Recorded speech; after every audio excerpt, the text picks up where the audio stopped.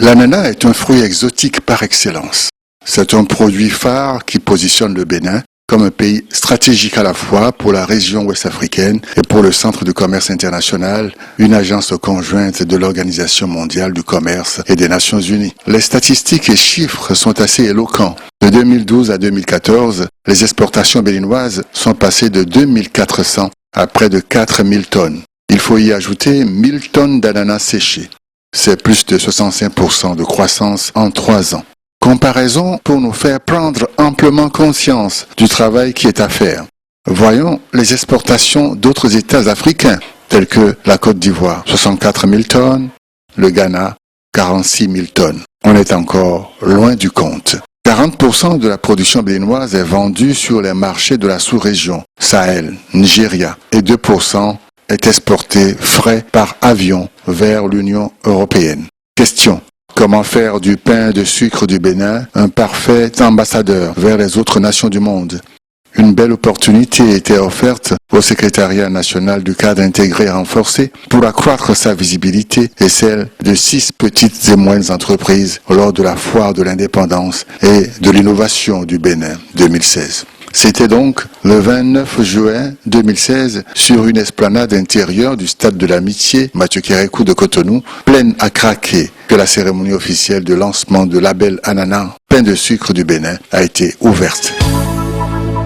Mais avant, il y a eu Dangbo, dans la vallée de l'Ouémé, où il était question, au cours d'un atelier, d'évaluer les résultats des actions du CIR sur le terrain et les impacts sur le commerce au Bénin, ensemble avec les facilitateurs des donateurs.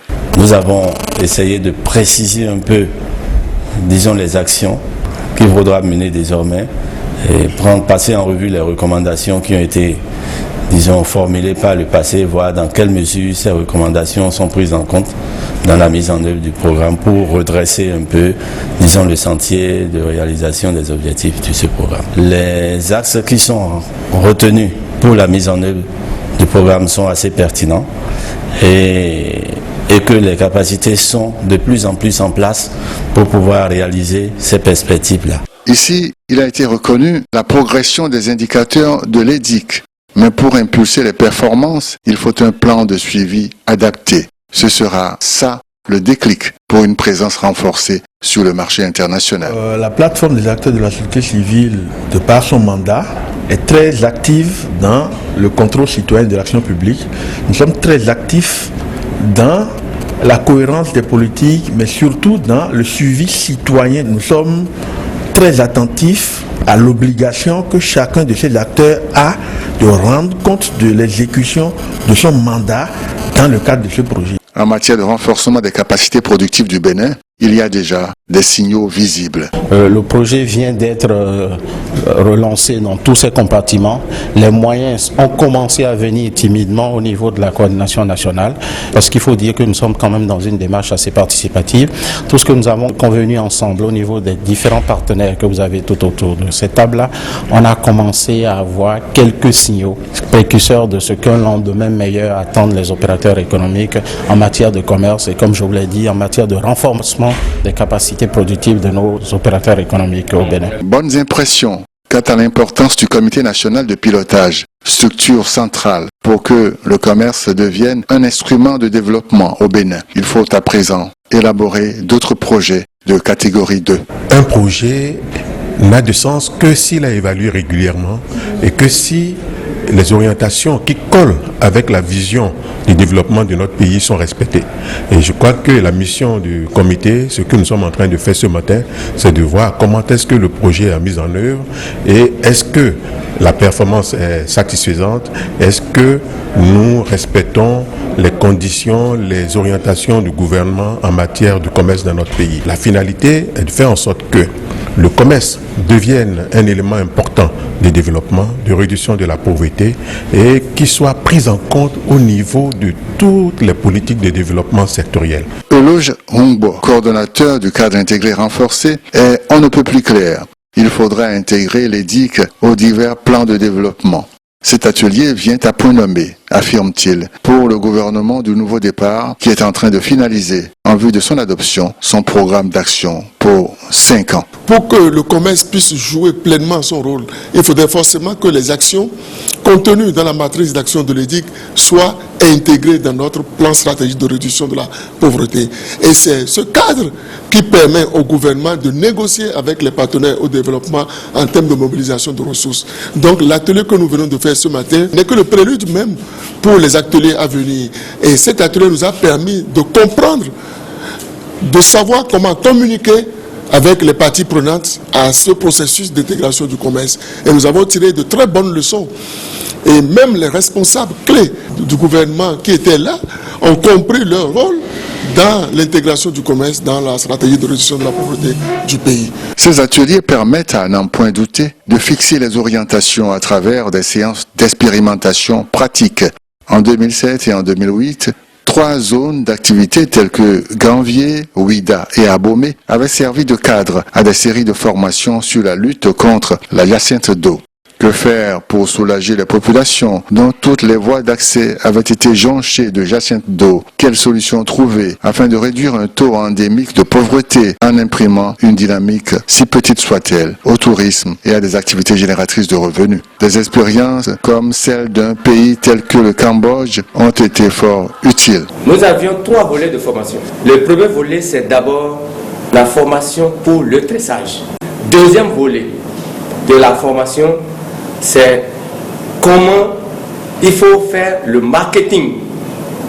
Le marketing qui entoure la production ou la transformation de la jacinthe d'eau.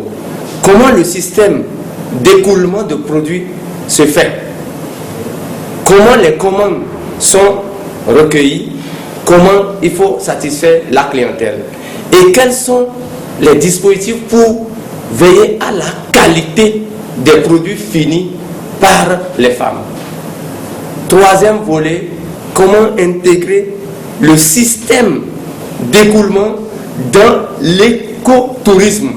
Les différents ateliers organisés ont un objectif précis, offrir une approche qualité. Tel atelier vise à renforcer la campagne d'information sur la qualité du pain de sucre béninois en communiquant davantage sur sa couleur naturelle verte, laquelle offre un avantage comparatif en promouvant le slogan « Même s'il est vert, il est mûr », en rejetant l'utilisation de l'étéfon, cette matière active qui surenchérit le produit et l'écarte de sa logique naturelle de l'offre exportable. Perspective qualité pour tel autre atelier sur la stratégie de la marque Ananas. Ici, les recommandations sont claires. Il faut que la légende de la marque soit collée à l'histoire de l'ananas du Bénin, en faisant référence au roi Agonglo. Un site www.ananas.bj créé par l'ABPEC sera redynamisé et animé par l'APIEX et le SNCI. Quels sont les freins qui font que nos produits ne sont pas compétitifs? Nous sommes en phase de signer les accords APE.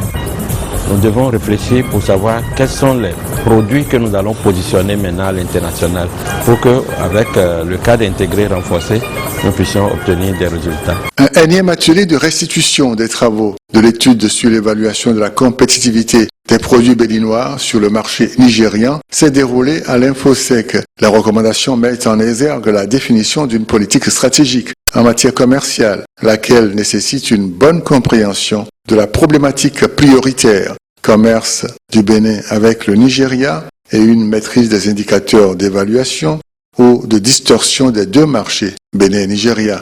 Ces séminaires fait partie de la formation et à la suite de ces séminaires, nous allons avoir des autres manuels pour le secteur privé qui puissent l'utiliser à utiliser ses préférences.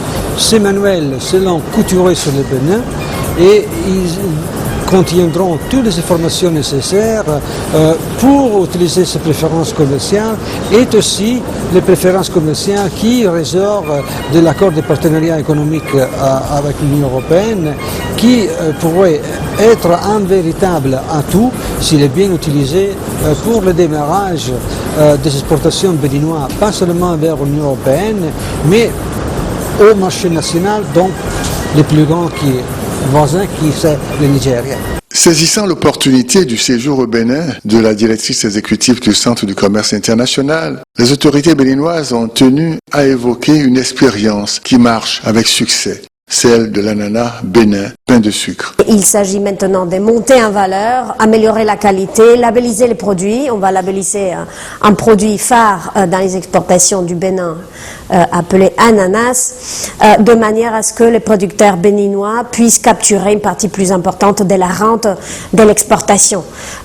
Deuxième thème de la visite sera la réduction des obstacles non tarifaires, réduction des entraves au commerce pour les petites et moyennes entreprises, de manière à ce qu'elles puissent bénéficier un peu plus de ces grands marchés, notamment au niveau régional, avec des géants dans la région. Le séjour au Bénin de Mme Arantxa González lui a permis de partager des instants de discussion avec un certain nombre d'autorités ministérielles, du ministère des Affaires étrangères, au ministère de l'Agriculture, au département de la culture et du tourisme, et moment d'échange pratique aussi à l'usine de fabrication de jus d'ananas à Alada, initiative qu'elle affirme remarquable et à perpétuer. Arantxa González est pour le Bénin une avocate engagée pour la promotion du label Bénin en matière d'ananas. Dixit Lazare Serhuito, un descendant du roi Agonglo dont le symbole est l'ananas. Il se fait que je descends de quelqu'un qui a choisi comme emblème l'ananas.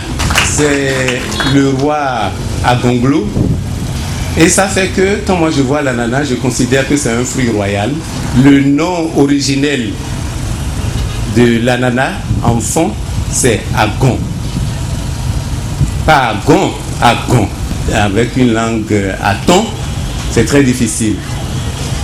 Et le roi, pour prendre son nom, a dit que tous les arbres peuvent être foudroyés, tous les palmiers peuvent être foudroyés, mais que l'ananas ne saurait être foudroyé. Le développement des stratégies innovantes pour impulser l'ananas et autres filières, la recherche de qualité plus appréciable par la professionnalisation des acteurs, bref, la densification de l'infrastructure qualité au plan national.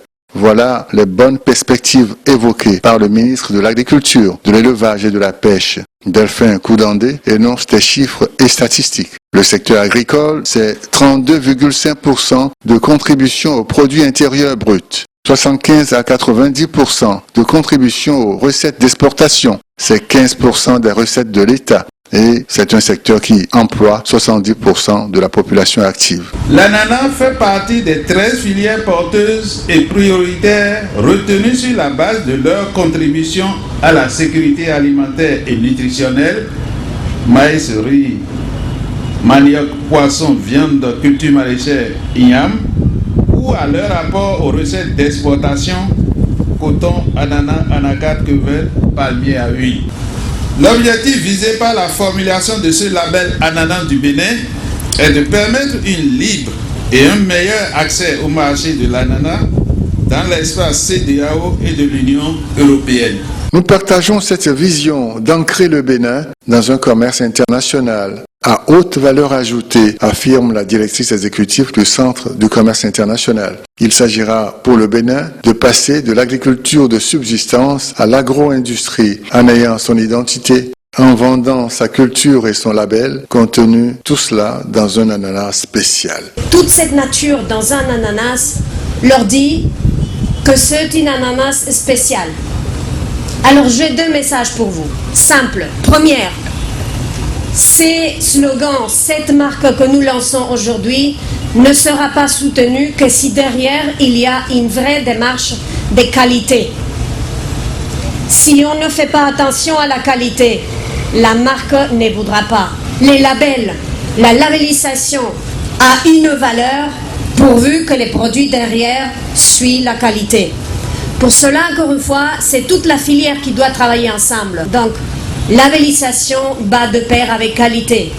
Mon deuxième message, il faut maintenant, avec ces labels, convaincre les consommateurs qu'une ananas verte, c'est une bonne ananas. Il ne faut pas changer la couleur de cette ananas. Elle est verte et c'est bien qu'elle soit verte.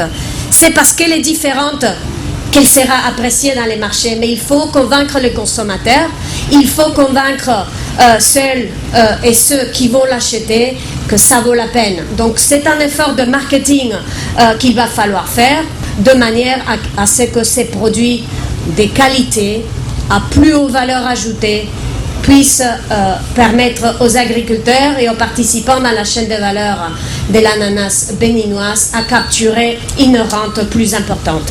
100% de la nature dans un ananas, et c'est une femme qui affirme sa détermination, son engagement fortement patriotique de porter aux côtés d'autres acteurs et de gouvernements béninois ce label. Toute la nature dans un ananas, tous les Béninois dans un fruit.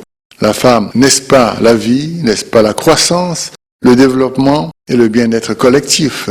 J'ai l'honneur ce soir de porter le label du Bénin, un label de l'ananas du Bénin, avec un slogan qui dit 100% de la nature dans un ananas. C'est grand, c'est si immense que je suis très émue et je pense que le moment est venu pour célébrer l'agriculture.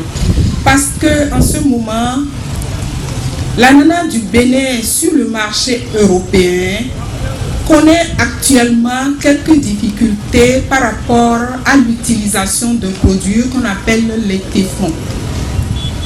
Et le Bénin exporte de l'ananas en tenant compte de la vie de ses clients et en utilisant ce produit, l'ananas se présente sur le marché avec une coloration orangée. Nous avons fait beaucoup d'efforts pour diminuer les doses selon les normes prescrites par l'Union européenne. Mais de temps en temps, lorsque les producteurs ou bien ceux qui nous aident à faire ce travail trouvent que les ananas ne sont pas assez colorés, et lorsqu'on ne leur prend pas la totalité de leurs fruits, ces producteurs-là se permettent dans le dos des acheteurs, de renforcer la dose des graines, et ce qui cause sur le marché un problème. Mais depuis 1 an, nous avons décidé de travailler à la labellisation de l'ananas pain de sucre. Nous allons demander aux PTF qui sont dans la salle ici de nous aider à faire la promotion de ce fruit vert-là sur différents marchés. Et nous nous engagerons, producteurs, à travailler pour que ce fruit-là se porte bien sur le marché. Et nous nous engagerons aussi à respecter tout ce que nous avons dit dans le cahier de charge qui parle de la labellisation de l'ananas pain de sucre. Nous allons procéder au contrôle de ce produit afin qu'il voyage et qu'il aille très loin. L'Afrique doit prendre sa part, sa place dans le commerce international. Le Bénin, pour cela, doit faire de son ananas un ambassadeur commercial très représentatif. À Madame Arantxa González, le ministre d'État chargé du plan et du développement, a dit merci pour ce soutien constant à travers l'appui technique du Centre du commerce international avant de lancer le label pain de sucre du Bénin. Par la mise en place de ce label, l'ananas béninois, désormais en conformité avec les normes internationales, sera non seulement un produit de consommation, mais aussi un produit d'exportation compétitif. L'importance du commerce dans la croissance économique, la création d'emplois et la réduction de la pauvreté est aujourd'hui reconnue par tous. Les pays industrialisés ont su exploiter le potentiel de commerce dans le processus de développement. L'Afrique doit elle aussi prendre sa part dans le commerce mondial qui est en expansion et en profiter pour accélérer la croissance. Au Bénin, nous avons l'opportunité de faire de notre ananas un ambassadeur commercial rentable. Nous avons donc le devoir de saisir cette opportunité. Notre défi majeur est donc de faire de ce label une source de fierté nationale, culturelle, mais aussi de développement. Notre impératif est aussi de le préserver, comme Madame Marcos l'a dit tout à l'heure, de le préserver de tous les préservatifs, de tout ce qui peut le dénaturer. Elle a eu raison de le dire, autant nous devons être nous-mêmes naturels et nous faire voir et admirer comme nous sommes, autant nous devons faire admirer notre ananas, notre pain de sucre comme il est et comme il est bon. Je connais en effet des amis qui sont et qui vivent dans des pays producteurs d'ananas et qui chaque fois qu'ils viennent à Cotonou repartent avec le pain de sucre. C'est bien là la preuve que nous avons un produit qui est bon et qui peut être commercialisé. La mise en place de ce label n'est qu'un début d'un vaste programme que le gouvernement compte faire mettre en œuvre pour faire émerger d'autres produits, comme je l'ai dit. Vous le savez tous, nous travaillons à faire émerger d'autres filières à côté du traditionnel coton. C'est bien sûr l'ananas aujourd'hui qui est célébré, mais demain, je compte que nous célébrerons le maïs, le riz et bien sûr l'anacarde. Double fonction pour ce label Ananas Pain de Sucre du Bénin, une marque qui associe qualité, raison et émotion. Il repositionne le Bénin sur le marché international par son ananas, un produit premium.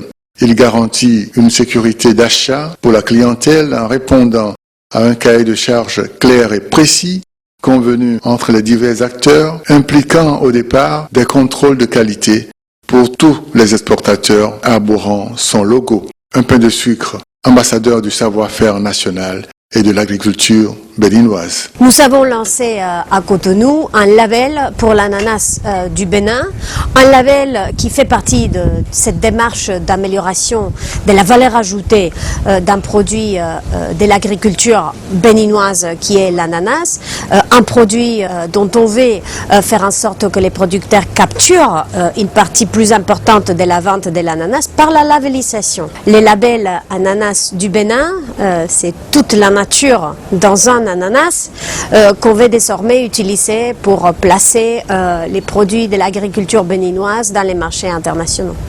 La montée en gamme pour le produit agricole du Bénin, ça doit être toujours les résultats d'une action gouvernementale, de l'action du ministère de l'Agriculture, du ministère du Commerce, du ministère du Tourisme, des ambassadeurs quelque part de cette marque dans le monde. Ils doivent cadrer les filières, ils doivent mettre en place les conditions les plus efficaces pour les filières agricoles, mais il ne s'agit pas seulement de l'action du gouvernement. Il faut aussi que les secteurs privés dans toute la filière, de petits producteurs agricoles jusqu'aux transformateurs, passant par les entrepreneurs qui stockent la marchandise ou celles qui la transportent, tout le monde doit faire sa contribution pour cette montée en gamme. C'est un effort collectif. Troisième élément, gouvernement, donc secteur privé. Troisième élément, c'est la coopération internationale, la solidarité internationale, comme celle du Centre de commerce international, mais d'autres agences des Nations Unies et aussi d'autres partenaires de la coopération internationale, comme l'Union européenne.